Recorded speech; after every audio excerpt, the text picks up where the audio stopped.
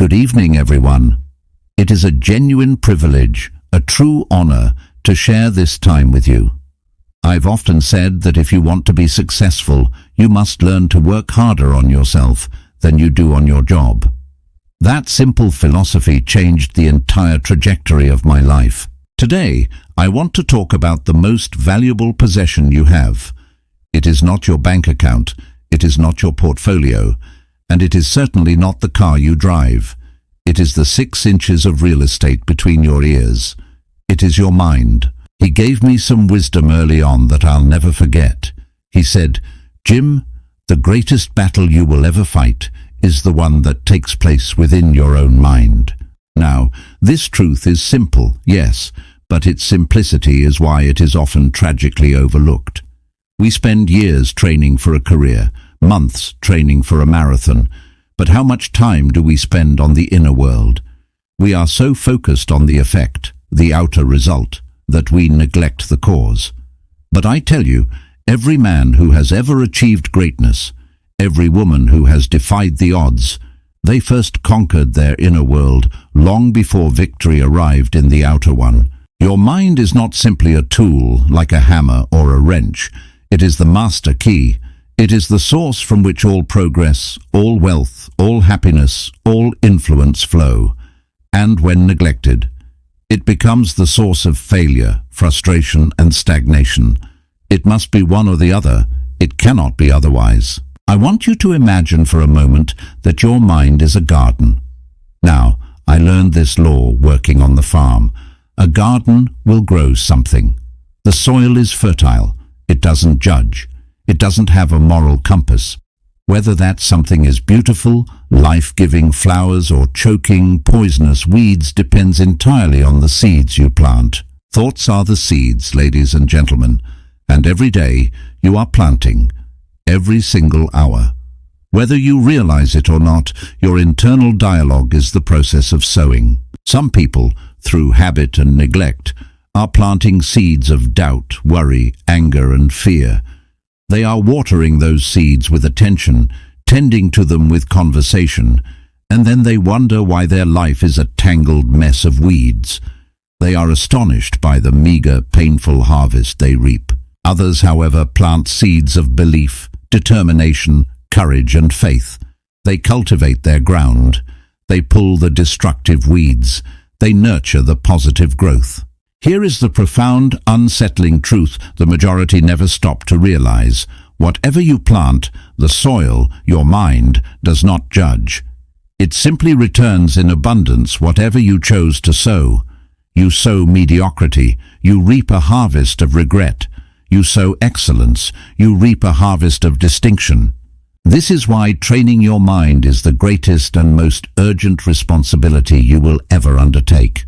For if your thoughts remain random, reactive, and undisciplined, your life will reflect chaos. If they become intentional, focused, and powerful, your life will reflect mastery. The outer world must, by law, mirror the inner world. As within, so without. Now I want to make something very clear, because people often misunderstand this philosophy. Training your mind does not mean forcing yourself to be a happy, positive person in every waking moment. No, life is not so rigid, and the world is not so simple. You will feel doubt.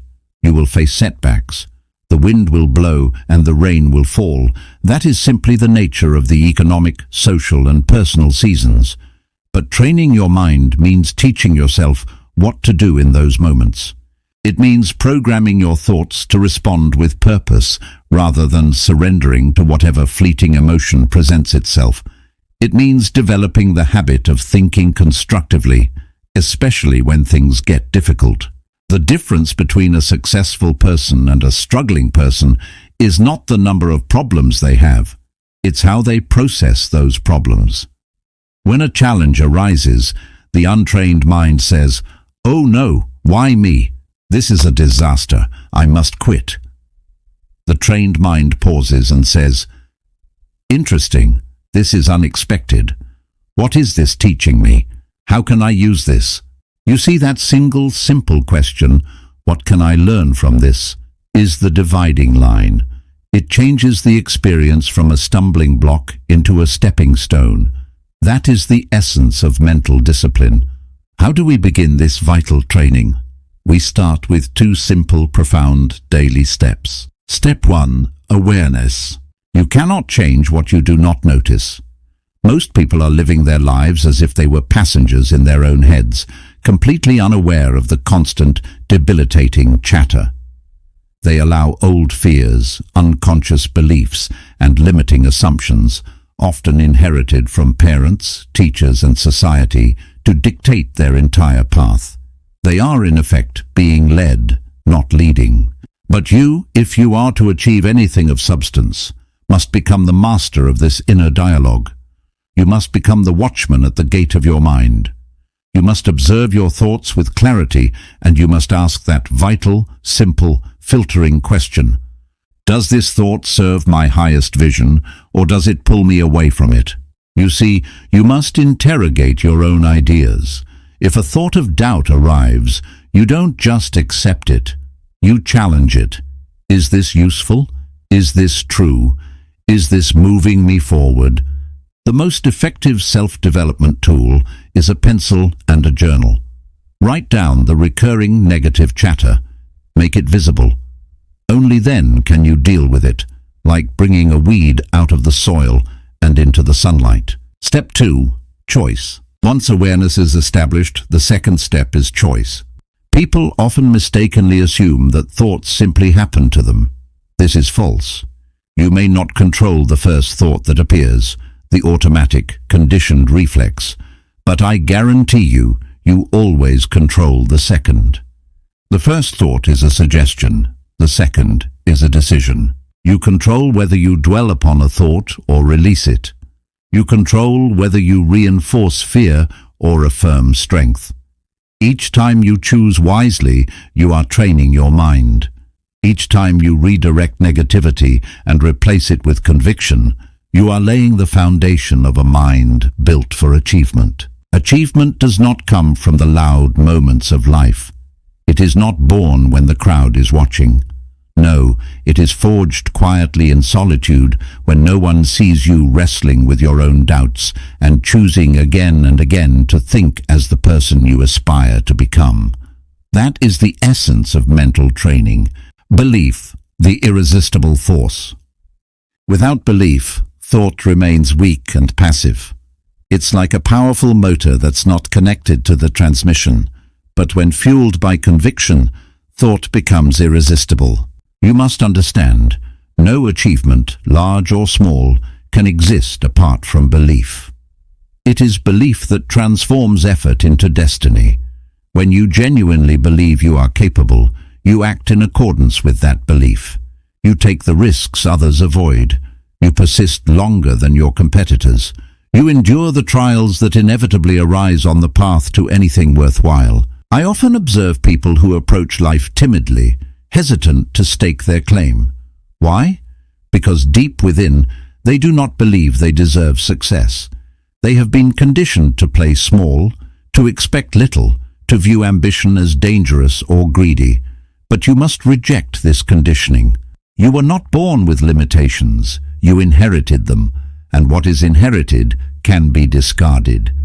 You must choose new beliefs. You must declare to yourself and the world, I am capable, I am worthy, I am becoming. This is not arrogance, it is alignment. Because what you believe, you will prove true, whether for good or ill. If you believe you are destined to fail, your actions will subtly, unconsciously ensure that outcome. If you believe you are destined to succeed, your behavior will reflect that certainty, and reality will slowly yield to your expectations. Clarity, the ship's rudder. Belief alone, however, is not enough. It must be supported by clarity. A powerful mind without direction is like a ship without a rudder.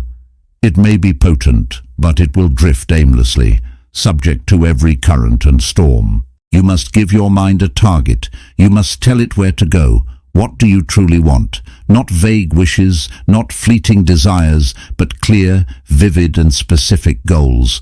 Define them, write them down, speak them aloud. Do not say, "I want success." That's just a wish, like wanting a better day. Say, "I will become the most respected professional in my field within 5 years, adding X to my annual income." Adding X to my annual income. Do not say, "I want happiness." Say, "I will cultivate gratitude daily and build a life aligned with my top 3 values, spending at least 15 hours a week with my family." Clarity turns belief into a focused force. It allows the mind to start the search for solutions. If you ask a vague question, your mind will give you a vague answer. If you ask a precise question, the universe of possibilities opens up for you. If belief and clarity form the foundation of your inner world, action becomes the structure you build upon it in the outer world. Action, bridging the gap. Thought alone cannot create. Far too many make the mistake of stopping at the vision. They see the summit, but they never take the first step toward it. They are paralyzed by the gap between knowing and doing. It is not enough to know what you want. You must begin moving toward it, even imperfectly. The man who takes one small, purposeful step daily will, in time, surpass the man who spends his life waiting for the perfect moment. Success does not come to those who wait. It comes to those who advance. Action, no matter how humble, carries power. It signals to the mind, "This is real, this matters." Failure through effort is a lesson. Failure through inaction is simply regret. When you act, you gain feedback. You learn. You adjust. Without action, your ideas remain ghosts, invisible, unproven, and ultimately meaningless. Persistence, the most stubborn, wins. Action alone, without persistence, will falter. Anyone can act for a day or a week, but only the committed will act for months, years, even decades when results are slow and the path is difficult. Persistence is where many fail, not because they lack ability, but because they lack endurance. You must make persistence your creed. You must decide before the challenges arise that you will not quit. Success often belongs not to the most talented, but to the most stubborn, the one who refuses to give up when others have surrendered. Persistence means acting even when motivation is absent. It means advancing when progress is invisible. Remember the farmer. Seeds do not sprout the moment they are planted. They require care, time, and patience. Ignore that whispering voice of doubt. Persist. Discipline, the daily chore.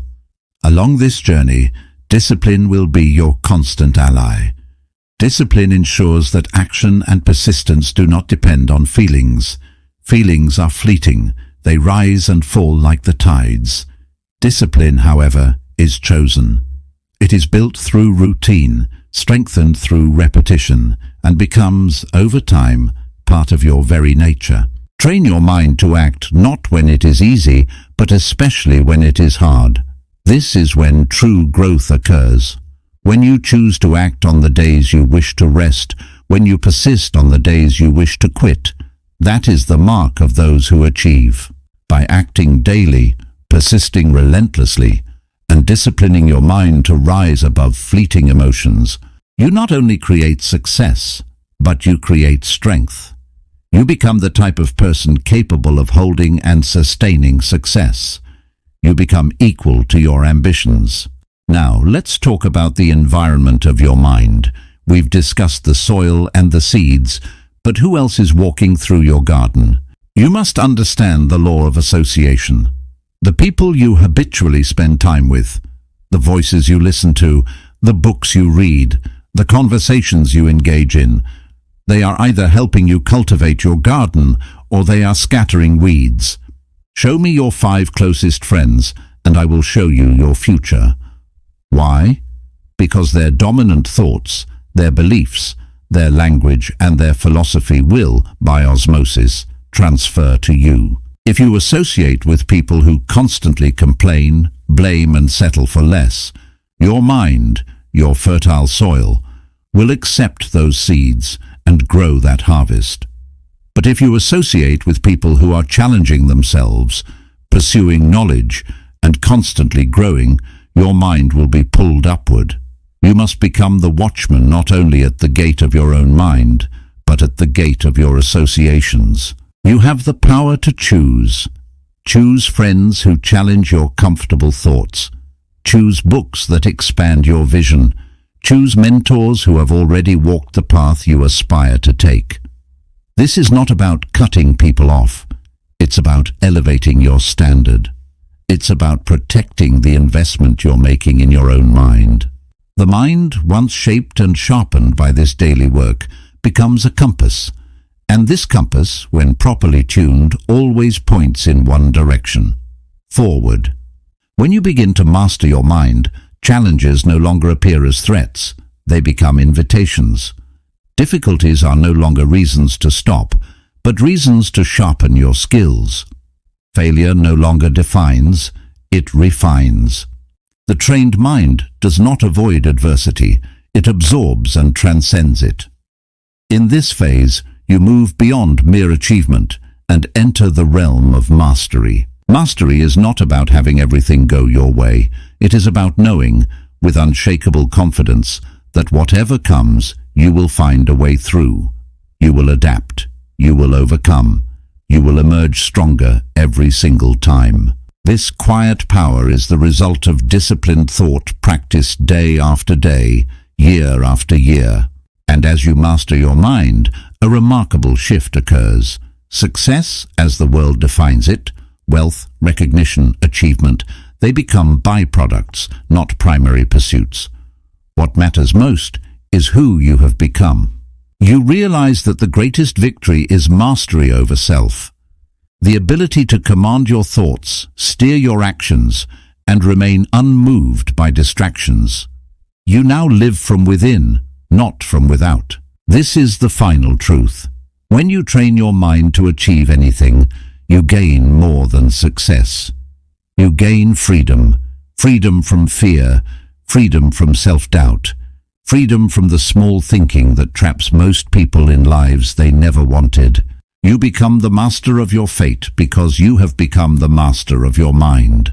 And in this mastery, you discover the ultimate secret.